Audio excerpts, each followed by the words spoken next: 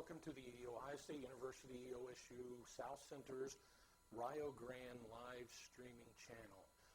Today is a Tuesday, and on today we will be doing past broadcasts. And today we're going to start off with a Strictly Business podcast, or a video cast, with Mike Thompson and Brad Babst interviewing Samuel Brady of the Jackson County Economic Development Community. So welcome and enjoy the show.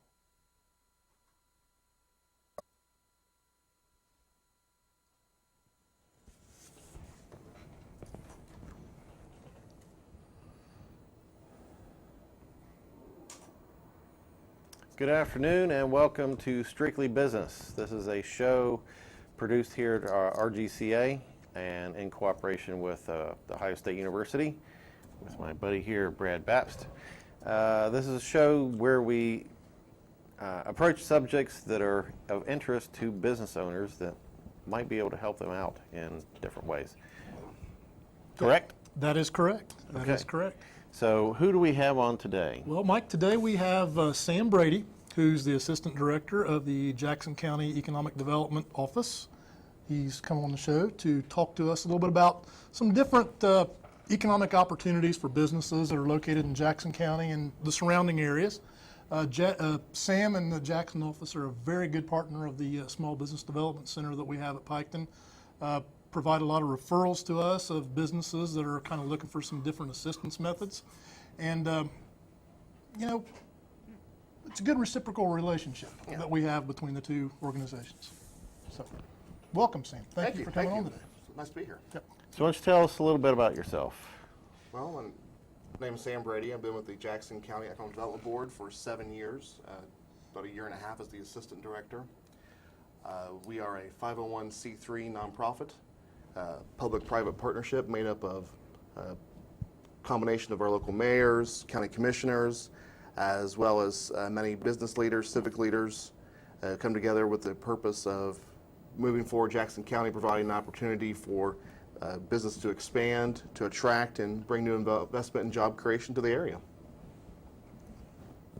Can you tell us anything about your recent projects or maybe we are very proud significant things? Yes, we are very proud of a very significant project, actually two projects I'll cite. One being the announcement of Speyside Bourbon Cooperage.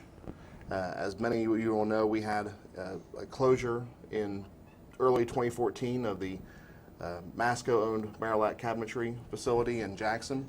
It was about 186 jobs that were lost due to that. We had worked with the Jobs Ohio as well as the Appalachian Partnership for Economic Growth on trying to market the building, finding new tenants. Eventually the building was purchased by a firm called Sherwood Holdings 23, and long story short, we were able to attract a company called Speyside Bourbon Cooperage. They are actually a Scottish-owned, French-controlled company to bring $17 million of direct foreign investment to Jackson County. And they have committed to create 35 jobs, which we're very proud of, and they're scheduled to begin operations spring of 2016. Oh, excellent. Yeah, if you know Scotch whiskey, you know Speyside is a type of that. It's an area over there. Absolutely, named the Spey River. Right. So how is that related? Is it the same people that own those distilleries over there? It did start with Speyside Bourbon Cooperage in Scotland. Okay. That company was actually acquired by a French group called TFF, who are actually in the wine industry. And previously their business model had been to actually refurbish bourbon barrels, put them back into service in the market. They're actually going to create new bourbon barrels in Jackson using Appalachian white oak, and they'll be the first of its kind in that this company will be the only ones who actually do wine barrels as well as refurbishing bourbon barrels and making new bourbon barrels for the emerging international market. Quite frankly, they can sell every bourbon barrel they can create. Mm-hmm. So we're very. Are these going to Kentucky then? They're going to multiple buyers, but yes, if it's bourbon, it's going to Kentucky. Right. And are they going to toast the barrels? They will char the barrels right here. Okay. In Jackson. And I think that's not the end of a life for a barrel. No. After it gets done with the bourbon, 10, 15, 20 years or so, then it gets shipped over to Scotland where they reuse it in making scotch, which adds flavors and things. Yes. Yeah, I'm a scotch drinker, so.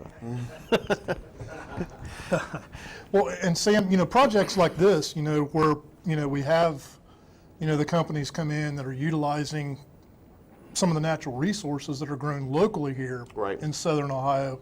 I mean, a project like this, you mentioned they're going to hire about 35 employees, but really, that has a much bigger impact on the region and the economy. The spin-offs and the intangibles of that supply chain, you just can't put a price on how valuable that is, keeping those dollars turning over within our local and regional economy. Right. Because they're producing a lot of product that's massive, it's big, somebody's got to move it. Exactly. Somebody's got to bring in the raw materials to make the products. So There are a these lot are of moving compounded. pieces. Yep, that's great, and it creates a lot more jobs than that 35. Absolutely, and So- that's just their commitment to start. I see a lot of growth potential for this company, and we're excited to have them in our community. Right. Now, another project I was alluding to is from one of our existing companies. That's Belicio Foods, who this past 2014 assumed the contract with Chili's restaurants to produce their frozen entrees. Okay. So that was a project that we actually had worked with APEG and Jobs Ohio on, and are able to get some training dollars for Belicio, and they actually, as a result of that contract, were able to add over 100 jobs in Jackson. Okay. So if we go into the supermarket and we see a Chili's branded entree in the freezer Absolutely. section, If you see it's it- made in Jackson. If you see a Chili's branded entree in the freezer, it's made in Jackson, or a Totino's pizza roll, that was also made in Wellston, Ohio, at the General Mills facility. Jackson County is home to a huge cluster of the frozen food industry. In fact, we have just south, I haven't seen the most recent numbers, so don't hold me to this, just south of 3% of the entire frozen food workforce in the United States, Jackson County. Wow. It's a big number. Yeah, you wouldn't think it'd be the center for Italian frozen foods. Well, we have great logistics. We have an abundance of water, which makes it attractive for food companies. And in Southern Ohio, we have our very low cost of doing business. So there are a lot of things going for us that we have been able to capitalize on over the years. So what can you offer businesses as a service? Well, there are many facets of what we do. Okay. To say we do this one little thing, as Brad will tell you, is there are many rings of what we do. And, we are a very close partner with the Small Business Development Centers at the Ohio State University South Centers in Piketon. They're an invaluable partner, and their certified business advisors have helped many startups and existing companies that we work with, especially through the what we call the tobacco program, the Southern Ohio Agricultural Community Development Foundation grant program. They have 2 tracks, an economic development track as well as an agricultural side. Right. We work closely with those counselors on that, and Jackson County has had many companies take advantage of those programs. Even recently, as I mentioned, Speyside Bourbon Cooperage was a beneficiary of that grant last year, as well as Brown Forman Cooperage in Wellston, Ohio. They are able to access some of those grant dollars, and those are all tied to job creation, tied to projects. So we don't necessarily, there's not this money out there to be given away to businesses. I've actually had 2 phone calls in the last 2 days of entrepreneurs looking for grant money to start a business. Everybody thinks that there's money laying around just to give me to start a business. Absolutely, and as soon as I find that program, I'll be starting my own business. That's exactly right. So what kind of grants are there that these people have taken advantage of? What are the requirements?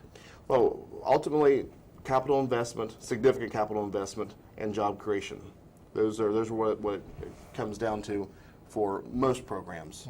And are these people competing with for these grants nationally, statewide, or local? Well, the foundation grants that we just mentioned, that's actually a program, 10 counties Yeah, here in Southern Ohio. primarily the former tobacco producing major counties in Ohio Okay. are the ones that are eligible.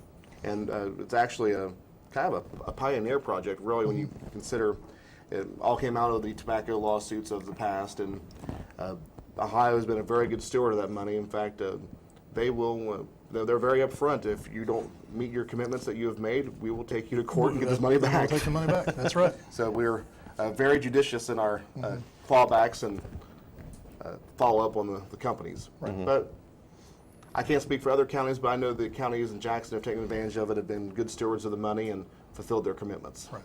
Yeah, and these are projects that are, for mainly established businesses that are looking to grow and expand. And it's a good mechanism for those businesses to grow, Absolutely. do more, hire more people. And it's been a great benefit to the people of Southern Ohio. And it is a true grant. It's one of the very, very few that's out there. Right.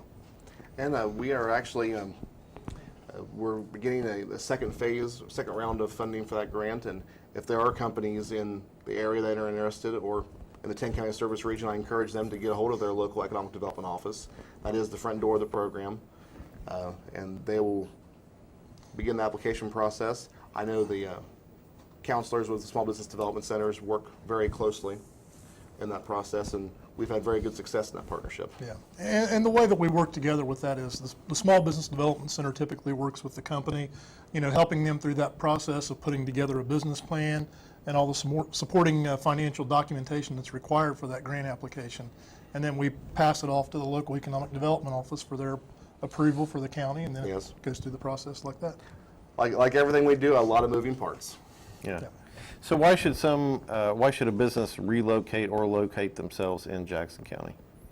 Well, ultimately, it comes down to the compelling need of that company. There is no magic bullet of we are the best fit for every company, because we're not the best fit for every company. But there is a companies that we will have X, Y, and Z that they need, and we meet that need that they have. So we mentioned we have a great infrastructure in place for transportation, US 35, State Route 32, as well as being adjacent to US 23. These are all interstate quality 4-lane highways. We can, within 8 hours drive, you are within 60% of the U.S. population in major markets of Canada as well. The train system? We do have in Jackson, we have a publicly owned short line railroad operated by the Ohio South Central Railroad, a partner of the Indiana Eastern Railroad, and it connects to CSX just south of Chillicothe. We have managed 64 miles of rail access, and we have several sites that are served by rail, available sites at that. In addition to an abundance of water, we sit right on top of the Tees Valley Aquifer, which is one of the largest aquifers in North America. Quite frankly, we're floating over here. We are. Apparently, Pat wants to talk about schools. We do have a great access to university systems around here. We are just half hour west of the Ohio University main campus, as well as Shawnee State University, and of course, the University of Rio Grande Community College. Buckeye Hills Career Center, which is second to none as far as adult education goes. They've been very flexible to meet the needs of our business in the past, to provide customized training. The relationship between economic development and workforce development is becoming more and more important as we go forward. And to the state of Ohio's credit, under Governor Kasich, has been very proactive in making that easier to have certificate programs through the universities and community colleges for workers, because not every employee needs a 4-year degree. And not every company needs a 4-year candidate, but they need somebody with just a little more than a high school certificate. Right. So specific skills, whether it be welding or Exactly. something, At customizable training. Right. your computer. Yep. Sam, I know that in the past we worked with some businesses, through the Small Business Development Center that have needed some capital Absolutely. to help get started. We always direct them toward, local sources of capital, whether it's through economic development organizations or a bank to get started. You have some funding that might be available if a business is needing some extra capital to get started, Right. or to grow their business. We are very proud to be a gap funder, a partner for our local banking institutions to assist our company. We by no means wish to replace the banks, but we do wish to supplement and enhance what they're able to do. Right. Our primary tool would be the Community Development Block Grant Economic Development Revolving Loan Fund that we administer for the county commissioners. We can't be any more than 41% of a project, up to a $500,000 cap on lending, $25,000 per job created, and different requirements that are tied to that kind of funding. So this is a loan and not free money. Loan, absolutely. Right. Pure loan. Now, there are some infrastructure grants that can be done out of that program through job creation commitment for public infrastructure. I can't dig a water line to a company, but if a company needs a public water line to a site in order to come or for a project, that's something that can be looked at through that program. Right. And for the smaller companies, we have a USDA program we refer to as the Rural Enterprise Loan Program, and we've done actually 2 deals out of that with the South Centers both times. It's same requirements as far as job creation is concerned, $25,000 per job created, but it's very, very flexible, unlike some of the requirements that you can have with the CDBG fund. It actually can be used for inventory. So you might have a small retailer who, with a qualifying project, could potentially see inventory purchase with it. Right. Which is uncommon for these kind of programs. Are there tax incentives for coming and relocating to there? Jackson County does have several enterprise zones that we have active agreements in, so we do have a property tax incentives that we can offer locally. But there are tax incentives that are, we're the front door for through APEG and Jobs Ohio. Right. Okay. So what's APEG? I don't know if we APEG went is over the that. Appalachian Partnership for Economic Growth. In 2011, when Governor Kasich created Jobs Ohio, he immediately partnered, or had Jobs Ohio partnered with the regional network economic development organizations, which would be Cleveland area, Team NEO, Toledo, as well as the Dayton Partnership, Cincinnati USA, Columbus 2020. If you notice, there's a kind of a theme. There's a metro-centric identity to all those regions. And in the Appalachian counties, there was nothing formalized. Right. Now, you had some counties, namely Jackson County was working very well with Ross County, developing relationships with Pike County as well. And, excuse me, but there was no formal structure in place, just local economic developers, doing their job and collaborating where possible. Jobs Ohio, in partnership with the Foundation for Appalachia, Ohio, actually created what's called the Ohio Appalachian Business Council, which ultimately created the Appalachian Partnership for Economic Growth, which is a combination of 29 counties, basically from Ashtabula down the river all the way to East Cincinnati. Right. Is this humongous region, which has developed into many regions within it as it's gone forward. But that is APEG, and they're the front regional partner for Jobs Ohio. So if I have a company with a project, I would take it to our project manager with APEG, who for our county is Katie Farber, and the western 9 counties, and I believe actually most of the SBDC service territory, Katie Pretty is much your- overlap the same counties. I think Exactly. she appeared on one Yep, of our she was on there programs before. a couple weeks ago. Okay, then you should know everything about APEG then. But that would be the front door to Jobs Ohio incentives from there. Okay. So on a more smaller regional focus, there's a group that Jackson County is a very Absolutely. strong part of, GISA, or did I say? Yes, Jackson County is a founding member of the Joint Economic Development Initiative of Southern Ohio, which for those who just love to say that all the time, most people just say JDESO. JDESO. And it is a partnership of Jackson, Ross, Pike, and Sauter counties. We're actually a marketing partnership that came about as a result of the Fleur B&W cleanup and of the Portsmouth gaseous diffusion site in Piketon. They, as part of their government contract, they had what they call a community commitment plan. Part of that plan was they set aside money for economic development, and as part of that funding, the 4 counties were able to come together, hire some consultants, and a few years later we've had really great success. We've actually, the 4 counties since 2013 collectively have attracted over $100 million in new investment. Yeah, and that's great. We're very proud of the success of that group.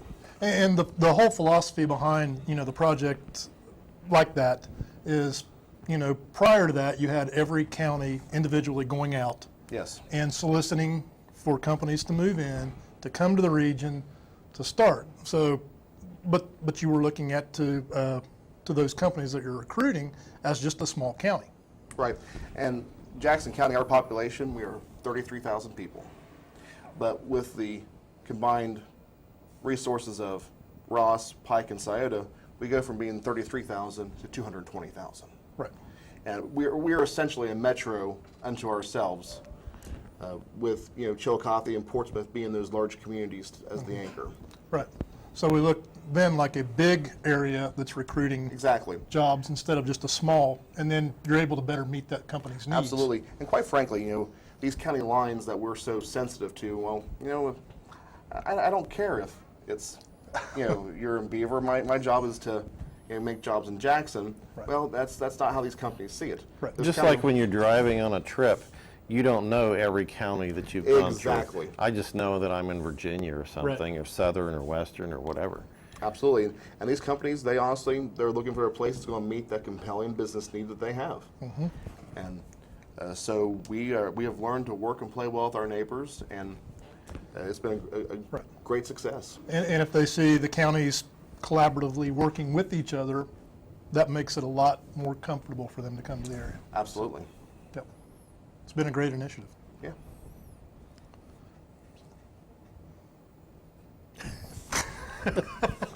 Thought maybe you had something. That's all gone. Okay. So, how is Jobs Ohio? I know this, is that the overall? Jobs Ohio is the overall state economic development arm. They are a private nonprofit, just like Jackson County Economic Development Board. I like to think that the state, patterned themselves after our success locally. That's right. They did. But they actually are contracted to the state of Ohio. They really are responsible, I believe, directly to the governor and the Ohio Development Services Agency, what we formerly known as the Ohio Department of Development. And it's been a good relationship. It had a shaky start and a lot of controversy as they were created, but I think it's meeting a very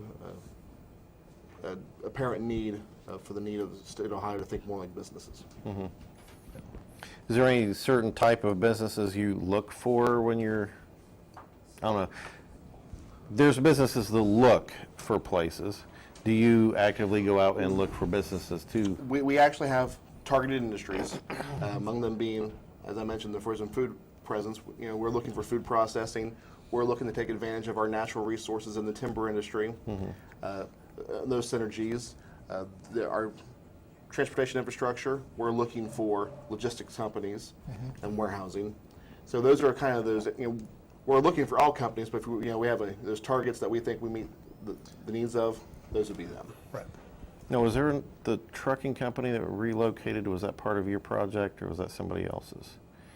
I thought there was a transportation hub put in the recent years. I'm trying to think of what the store is, but Oh, I can't remember. okay, doesn't ring a bell. It's not ringing any bells right now. Okay. But I see Pat Dingle keeps doing this. So real quick, I do want to mention we have a very diversified economy. We have a lot of companies that you wouldn't think about. We're home to Elemental Refining, a great company that we're proud to have. Osco Industries, in addition to our frozen food companies, I mentioned General Mills and Belicio Foods. West Banco has a strong financial presence in Jackson, as well as Brown-Forman Cooperage. We have timber, we have food, we have metals refining. Is there brick still? I know that's where the history of the region was. The Fire brick companies and there aren't Oak any Hill fire and things. bricks anymore, but Okay. there is the Martin Block company in Jackson. So That's right. we're still selling bricks, just not the old fire brick kind. Right. Okay. Locally made. That's always good. Yeah. Don't we have some information? We do have, of course, our website, www.jcedb.com. That is a mouthful. That if Yeah. people JCEBD or DB. edb.com. Okay. Jackson County Economic Development Board. Okay. .com, as well as ChooseSouthernOhio.com for the JDESO website, which is a very There it is. impressive website. I really encourage everyone to check it out. It's What can you find there? you can find great regional profile. You can find the Southern Ohio story. And it's a great story, and this is a great place to do business, and that's our, we're working every day to get those companies to come here and see that. Okay. Was that wrong up there? Is there Yeah. supposed to be two O's on there? Yeah, it should be choose, not chose. Yeah. Future and not past tense. That's right. Yeah, we're always looking ahead.